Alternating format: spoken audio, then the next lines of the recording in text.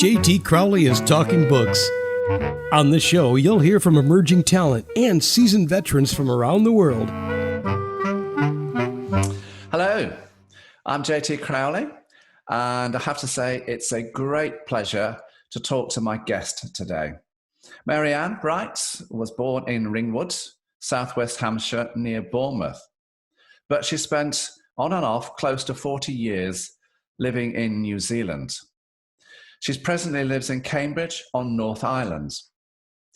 Maryanne has done a variety of jobs throughout her life, mainly in the world of finance, dipping her toe into software analysis, as well as teaching numeracy and literacy to disadvantaged young people who are establishing a career in New Zealand's defence systems. She has a son, Nicholas, who lives in Auckland, and a daughter, Lauren, who lives around the corner from her in Cambridge. However, she's not come on this show to chat about the world outside of writing or general chit-chat. She's come here to talk about her book of poems, everybody, a short book of poetry and thoughts to share, which she wrote in a particularly testing time of her life during New Zealand's lockdown period.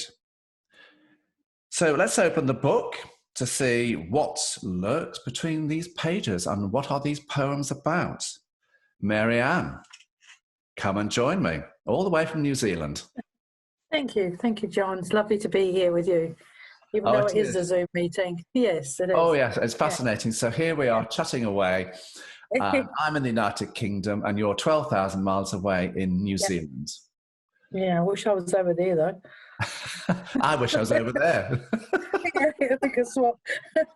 So hopefully when you come to the UK, later on this year, we'll meet up and we'll have a chat and a coffee and thinking, well, how do you think that'd be super.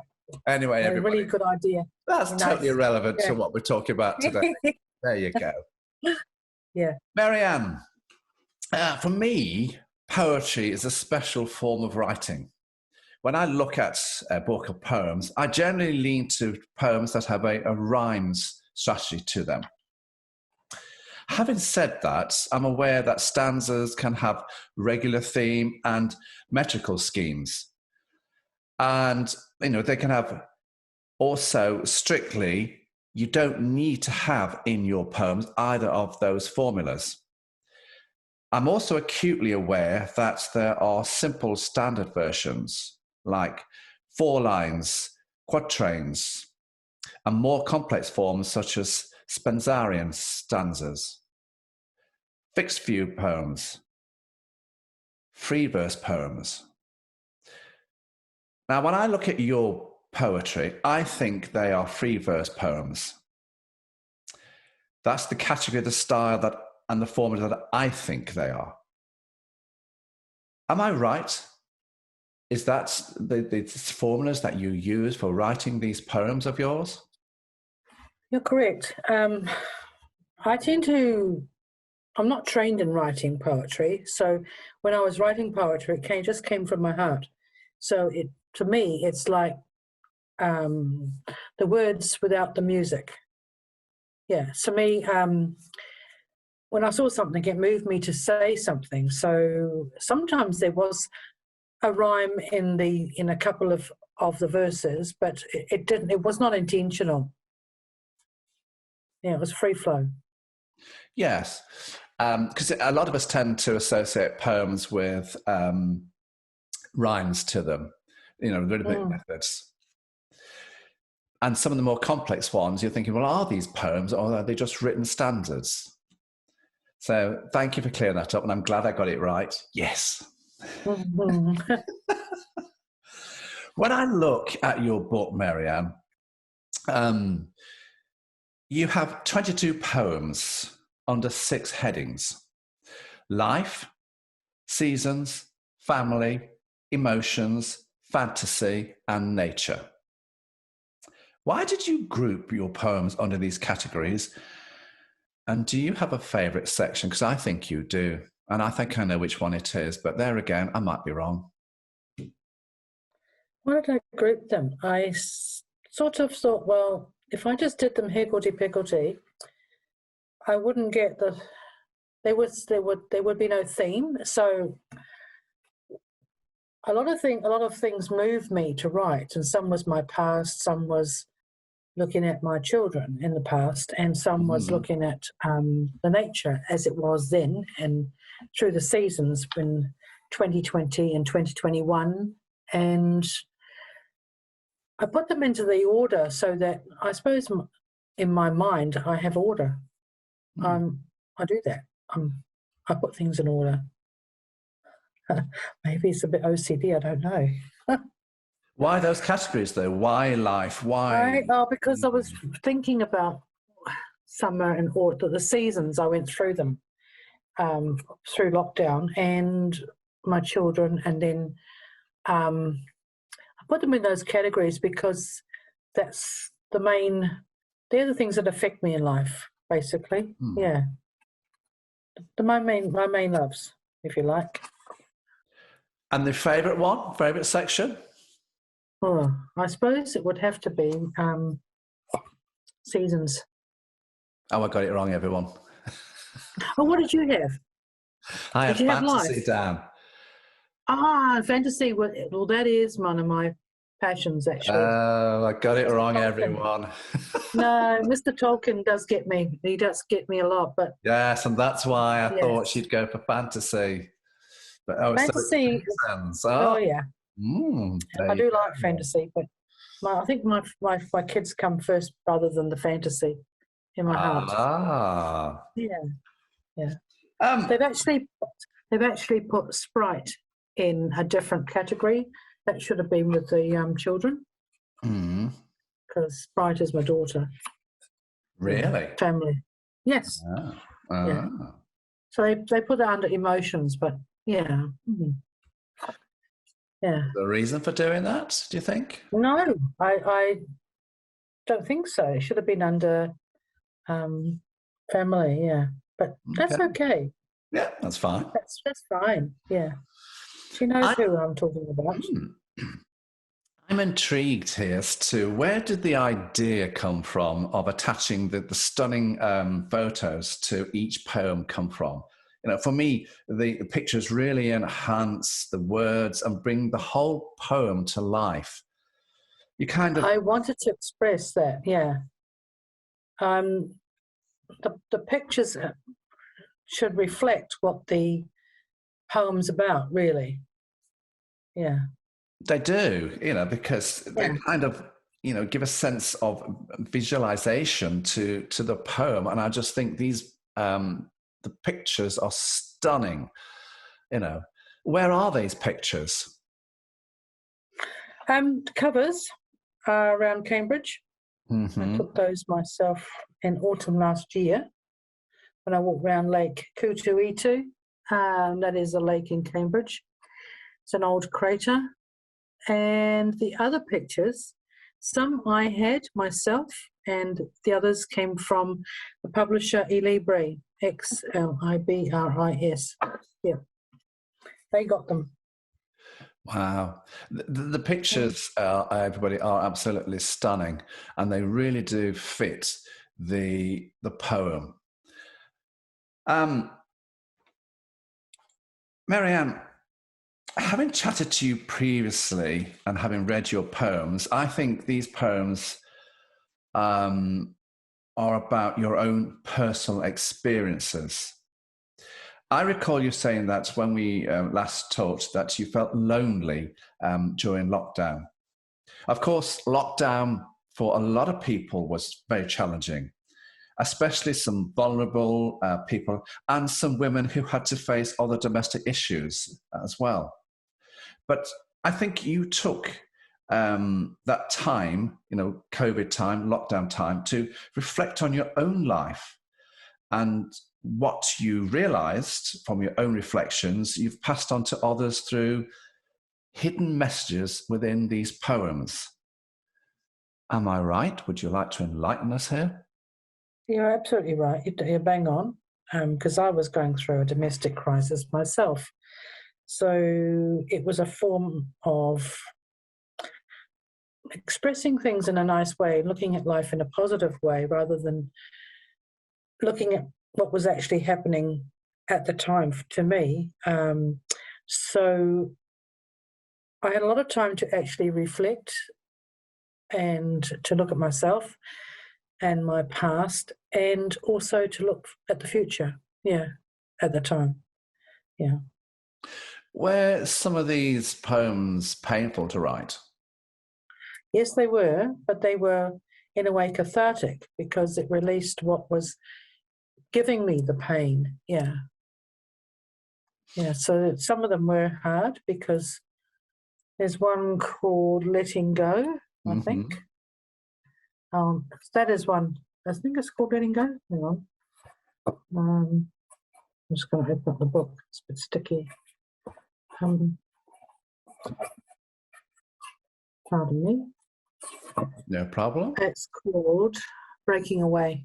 Ah. That one is about me, personally. Yeah. So that was hard to write, but I did write it because it sort of expressed what I was going through at the time. Yeah, how I felt. Yeah. There's another one that's about my father who passed away. I sort of when I was sitting quietly thinking, it all came back to me about his funeral that I went and visited and took part in. Yeah. So a lot of these poems are personal to you, and they're about what's happened to you in your life, really, aren't they? Yes, they are. Yeah. A lot of them are, actually, yeah. Yeah. Apart from the dragons, the fantasy ones. The fantasy ones, yes, the dragons. Yes. Yeah, I quite like those ones. Both of us, let me tell the listeners what's going on here. Both of us are J.R.R. Tolkien fans. And of course, the dragons are in his books. And so this is where the fantasy section in her book of poetry comes in, isn't it? Yes, it is. Most definitely. Definitely, yes, because they've got the dragons in that section there. So I just thought that people might be thinking, listening, watching this, what are they on about? Yes. What the dragons? Yeah. Yes. Two J.R. Tolkien nutters here. Yeah, I do like him a lot. Yeah. Maryanne, I think this is a good time now for us to read some of your poems so that the listeners and the viewers can get a flavour of your writings. Would you care to read a couple? Yes, I would. Thank you. Wonderful. I'll read Summer at the Beach and Winter Silence. So which two are you going to read? I'm going to read The Sprite. Okay. Which is about Lauren. And I might just read, I don't know, The Race. All right. So you go first. Okay. Sit back and listen, everyone.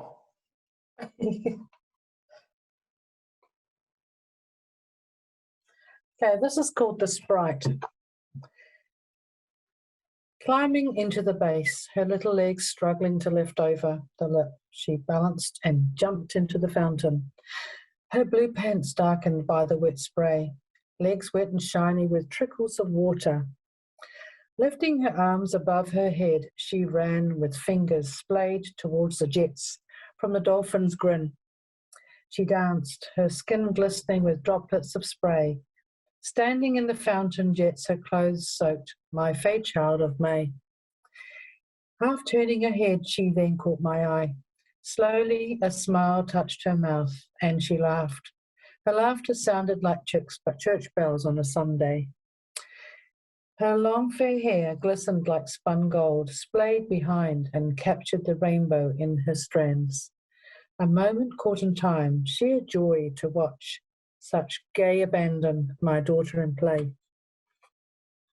Oh, that's about Lauren. So the next one I was going to do was about the race, wasn't it? It was. Flags fluttering like my pulse, the trickle of sweat moving down my neck. Holding my breath for a brief pause, giving furtive looks around the track. The crack of the start gun pops my fears, and off I go. Wind whistles past my ears. My legs feel on fire and my lungs will burst. I must pass the leader or all will be lost. Shut my eyes, I push my body forward, hoping my legs will keep their stride. I am breathing in fire, too hard to swallow. I am almost there, just one more push. Yes, I have done it. Keep going, arms outstretched. Smile is wide. The finish line is under my stride. What's that one about? The race. I did a long run, and that's how it felt. Yeah. Nothing, because I thought, Cambridge in New Zealand, they've got the horses, the race horses there. I thought it was something to do with that. No, it's to do with me running. Yeah. 2-1 to me. 2-1 to Maryanne, everybody. I got one bit right. I got the other 2 bits wrong. Yeah. My daughter's the horse. My daughter's the one that loves the horses. That's why she lives in the Cambridge area. Yes, absolutely. Because in New Zealand, everyone, Cambridge area is well known for the horses. There you go. Well, I'm going to read 2 of Maryanne's poems. I'm going to read, as I said, Summer at the Beach. Diamonds sparkle in the sand and waves glint their unyielded treasure. Heat on my back, then she licks at my legs. I touch and cup the foam with my hands, frothy, like bubble bath. The wind teases through my shirt and dances solo with my hair. Wading through the waves that suck at my feet, splashing my thighs and shorts. All is blue with white spume, the deepest of summer blue to a pale reflection to the distant shores. The air tastes of seaweed and salt and a hint of heat. I stick out my tongue and taste its scents. Terns fly, their white silhouette above reflects on the sand. Their lonely calls cut the air, crying at the mermaids that have invaded their spots. Along the shoreline follows the tide and measures given up by the sea. The flotsam and jetsam are the bounties from the sea. My face to the sun, my eyes half closed. All is well. I feel free. What do you mean by I feel free? When you are I was at the ocean. And that was in summer, and I did actually felt completely free and happy with life and totally in line with nature. If I could have floated off, I would have done. It just felt so good to be at the beach. May I ask which beach was that? Yes, it was Papamoa. Yeah, it was the Pacific Ocean. Yeah, it would be. Yeah, beautiful. Yeah. You see, everybody, I've been to New Zealand twice, so I sort of know where Maryanne comes from and the areas that she's talking about. So I'm just curious as where she's talking about in the poems. Yeah, it's white sand, and it's beautiful beaches. Yeah, and sand dunes. Yeah. So I'm going to read the next one, Winter Silence. Softly, like black velvet sliding on the floor, snowflakes fall. Nothing is moving. All is serene. The throb of my pulse is deafening. Not a twig movement, not a snap. Silence surrounds me like a glove. A false blanket of white traps the ground. Not a rustle nor sound can be heard. My frosty breath is loud to my ears as white silence hushes the earth. Why did you write that one? Because I was thinking about Cornwall. When I lived there and it snowed in quite a few winters, it did. Yeah. And it was just so serene and beautiful. Yeah. So when you say Cornwall, is that Cornwall here in the United Kingdom? Yes. Yeah. Yeah. Yeah. Yeah, it is. It reminds that's England. It doesn't often snow down in Cornwall, does it? No. No. There was one year it was -18. Yes. And for those Americans that are listening onto the show here, Cornwall is right down towards the very south of the United Kingdom, and it gets subtropical weather, not like the rest of it. But there you go. So you get a bit of a geography lesson here as well, everybody. So this is where all the poems come from. I said they are all part of Maryanne's life, her emotional sides, where she's been in her life and what she's done in her life. And this is why during lockdown, she reflected on her own life and wrote these poems. Who do you think that this book of yours appeals to? I'd say people, adults really, people who've got time to read and reflect themselves, maybe. Because I think it touches everybody's life in some way. What do you want people to, readers to take away from your poems? I want them to feel at ease and uplifted in many ways. Mm-hmm.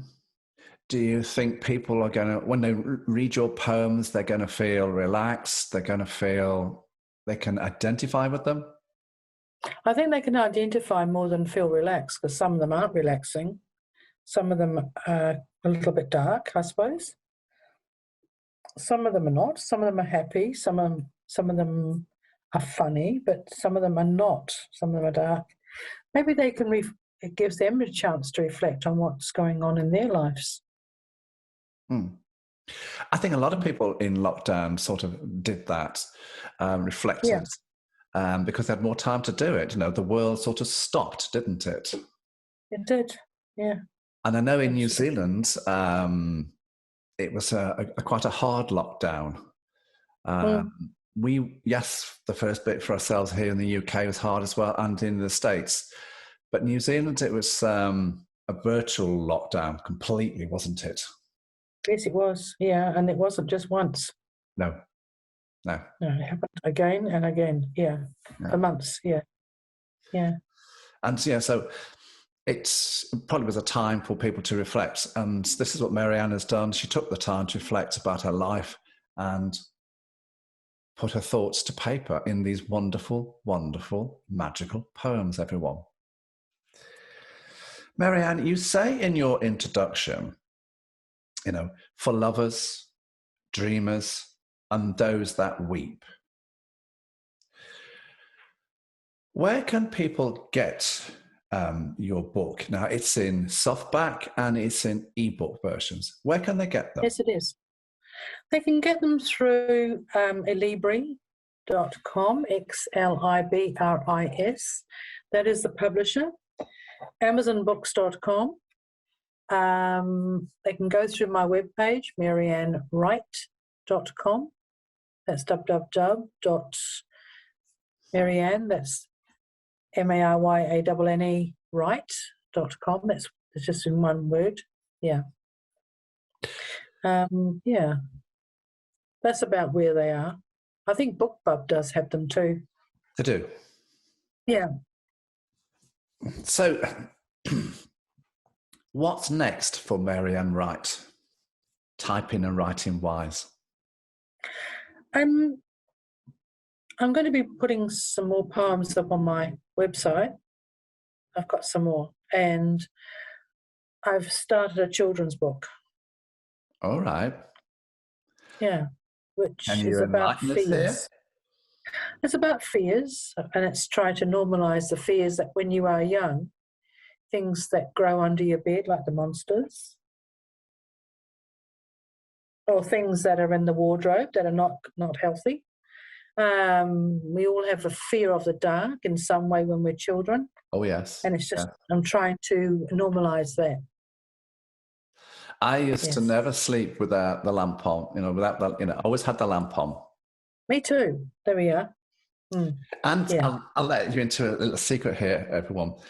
Before I used to get into bed, I was a kid, I used to look under the bed I had a fear of dogs, Alsatian dogs, and I used to look under the bed every night to make sure there wasn't an Alsatian dog under the bed.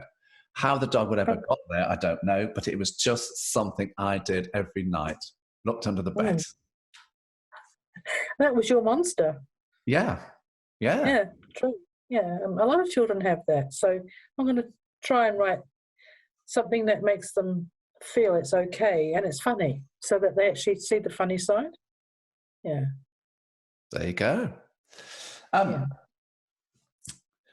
Maryanne, thank you very much for giving us a brief insight into your book, your wonderful book of poems. There's 22 poems, everybody, under 6 headings, and the beautiful, beautiful pictures that go with them really do enhance the poems.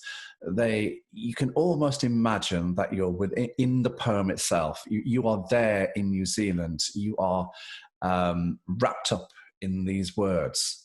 It's wonderful. So I simply say to everybody, if you're looking for a new poet, go and give Maryanne Wright a go. They are wonderful. They're short. They're sweet. They're delightful. And as I said, the pictures are absolutely stunning. Maryanne Wright, thank you for coming on my show. Thank you for having me. Thank you, John. It's been You're lovely. very, very welcome. And I look forward to the next book. Thank you.